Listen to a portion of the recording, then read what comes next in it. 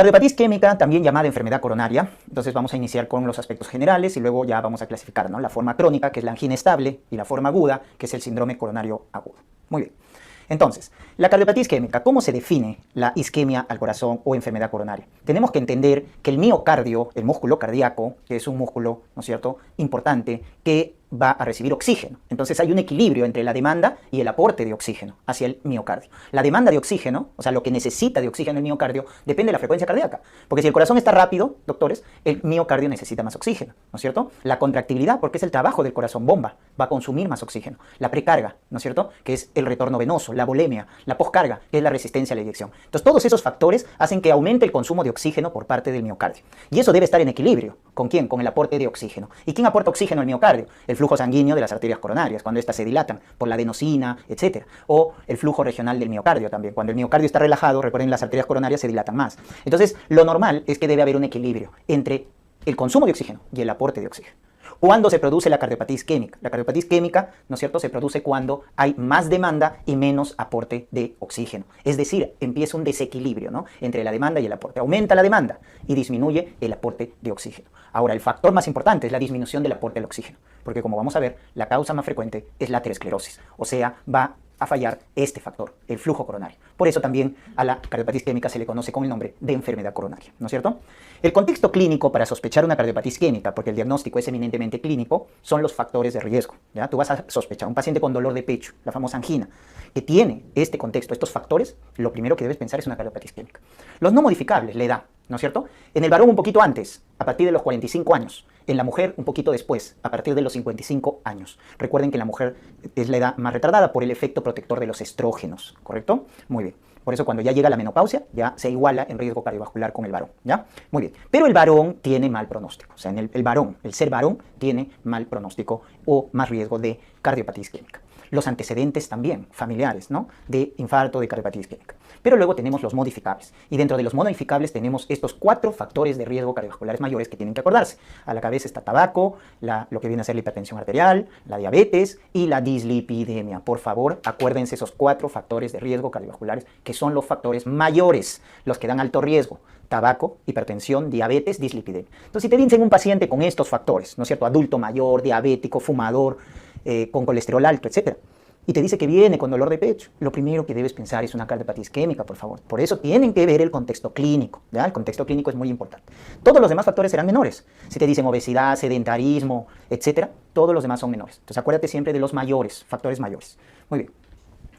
Luego tenemos por acá la etiología, muy importante. En la etiología, como ya les había comentado, la causa más frecuente de cardiopatía isquémica es la aterosclerosis. La enfermedad aterosclerótica es la causa más frecuente de cardiopatía isquémica, ¿ya? Entonces, las arterias coronarias, en realidad la primera arteria que se afecta, doctores, es la aorta por la aterosclerosis, ¿ya? La aterosclerosis es una enfermedad inflamatoria de las arterias, de mediano y gran calibre. Entonces, si te preguntaran, ¿no?, ¿cuál es la arteria que en primer lugar se afecta por la aterosclerosis? Es la aorta, por si acaso. Luego están las arterias coronarias. Entonces, ¿cómo es este proceso? Primero, hay una lesión inicial, ¿ya?, que se produce por el acúmulo de células espumosas, que ya vamos a ver. Luego va progresando, esas células espumosas se juntan y forman la estría grasa, que ya se ve microscópicamente. Luego, en el estadio 3 hay la lesión intermedia, porque se va acumulando lípidos. En el 4 ya se forma una placa de ateroma, ¿ya? En el 5 es una placa fibroateromatosa, porque ya se formó una capa fibrosa de colágeno encima del núcleo lipídico. Entonces, hasta ahí eso va progresando de manera crónica, doctores. Años, ¿no? Durante años se va produciendo esta inflamación en las arterias. En la capa íntima de las arterias, recuerden, capa íntima es la afectada por la aterosclerosis. Entonces, esa es la forma crónica progresiva. Pero llega un momento en que esa placa que está ahí se rompe, ¿ya? Como están viendo ahí en la imagen, se rompe en la última parte. Y entonces se produce la placa complicada, porque se rompe, se erosiona y se forma un trombo, ¿correcto? Se forma un trombo, como pueden ver acá. Miren, ahí está el trombito que se formó porque se rompió la placa. Entonces, este último estadio, que es el estadio 6, ya viene a ser la ruptura de placa y ese viene a ser el cuadro agudo. ¿Por qué? Porque al formarse el trombo va a producir una oclusión aguda del flujo coronario. Entonces, del estadio 1 al estadio 5 es la forma crónica, que luego ya le vamos a poner un nombre, que es angina estable. En cambio, el estadio 6, que es cuando se rompe, se erosiona, ¿no?, la placa, el accidente de placa, es la forma aguda, que viene a ser el síndrome coronario agudo, ¿ya? Entonces, eso hay que recordar. Ahora, el orden de afectación de las arterias, recuerden, la primera que se afecta o la más frecuente es la descendente anterior, rama de la coronaria izquierda. Por eso el infarto más frecuente es de cara anterior. Luego tenemos la circunfleja, que también rama de la coronaria izquierda, y en último lugar la descendente posterior, rama de la coronaria derecha. Ese es el orden de afectación de las arterias, ¿ya? Entonces, la más afectada es la descendente anterior. Pero, doctores, no es la única causa. La causa más frecuente, que lo deben tener en cuenta, Pero hay otras causas, como por ejemplo el vasoespasmo coronario, que es lo que se va a denominar en la clínica como angina de Prinzmetal. Y esto lo van a ver en jóvenes. Doctor, usted me había dicho adultos mayores. Correcto, es lo más frecuente.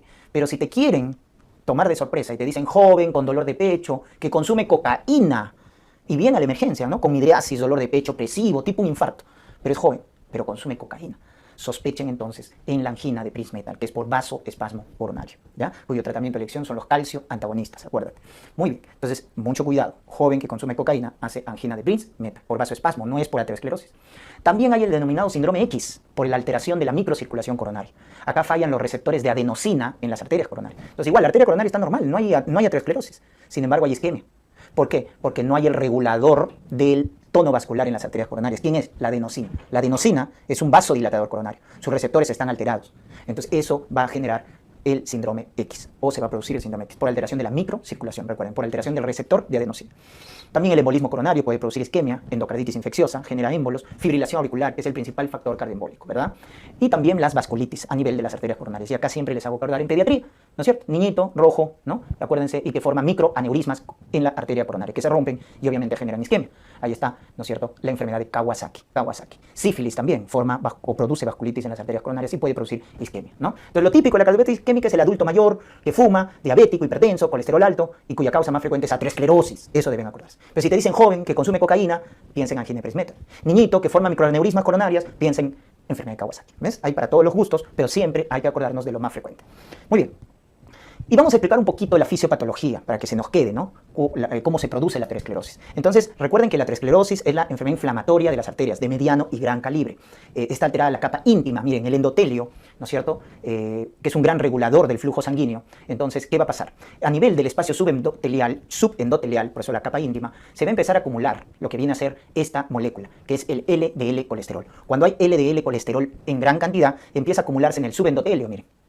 Y este LDL colesterol se empieza a oxidar y eso genera inflamación. Y esa inflamación, ¿a quién atrae? A los macrófagos. ¿Correcto? Entonces, cuando hay mucho LDL colesterol, el colesterol es bueno porque sirve para muchas cosas, sirve para formar hormonas, etcétera, ¿no?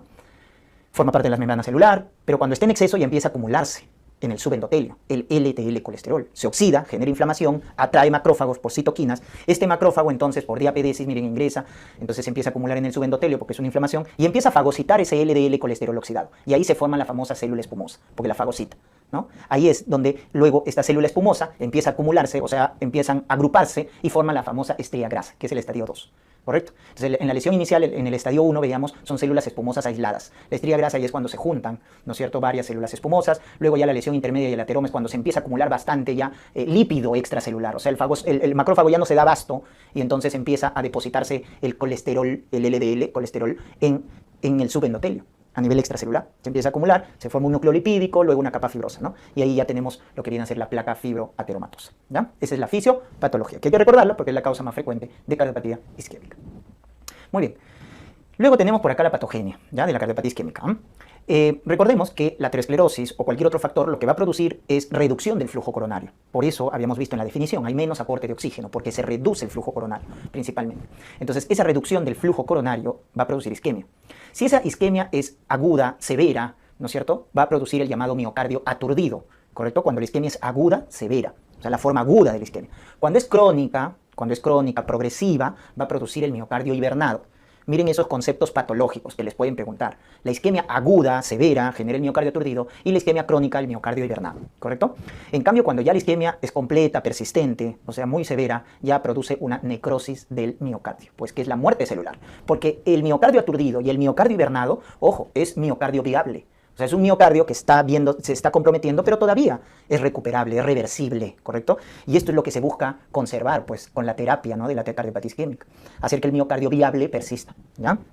En cambio, si ya se produce necrosis, entonces esa necrosis del miocardio, que nos va a dar troponinas positivas, que nos va a dar en el electrocardiograma onda Q patológica, acuérdense, eso ya es necrosis. Entonces, la necrosis ya es un miocardio no viable, ¿ya? Y acá un dato de patología es que la necrosis en el infarto de miocardio es una necrosis coagulativa. coagulativa, ¿correcto? Similar a la necrosis que producen, recuerden, los ácidos, ¿no? Entonces, la necrosis del infarto miocardio es necrosis coagulativa. A diferencia también, si quieren hacer la analogía, con la necrosis que se produce en el accidente cerebrovascular isquémico, que es una necrosis licuefactiva, ¿ya? Entonces, en el corazón es coagulativa, en el cerebro es licuefactiva. Muy bien, entonces, eso hay que entenderlo, ¿ya? Muy bien, igual, entonces, cuando hay un infarto, va a haber necrosis, va a haber también una parte de miocardio viable, dependiendo si es agudo o crónico, pero recuerden que la cardiopatía isquémica finalmente es la principal causa de disfunción ventricular izquierda, es la principal causa de alteración de la contractibilidad en el corazón, ¿no? Entonces, ojo que la cardiopatía isquémica es la causa más frecuente de falla cardíaca sistólica, acuérdense, falla cardíaca sistólica. Muy bien, pero ojo, el corazón se sacrifica, ¿no es cierto? El corazón primero altera su diástole. ¿Y por qué digo que se sacrifica? Porque recuerden que el corazón se nutre en diástole. Entonces se sacrifica, porque lo primero que se altera es la diástole. Luego ya se altera la sístole, que es la contractibilidad. Y luego ya empieza a haber manifestaciones en el electrocardiograma, recuerden en la onda T, isquemia, en el segmento ST, lesión, y en la onda Q, necrosis. Entonces empieza a haber cambios electrocardiográficos y obviamente ya hay traducción a nivel clínico. Y la isquemia del miocardio, su manifestación clínica, se conoce con el nombre de angina. Angina es el dolor isquémico del miocardio, ¿no? Muy bien, entonces hasta ahí hemos visto la parte de cardiopatía isquémica, la parte general.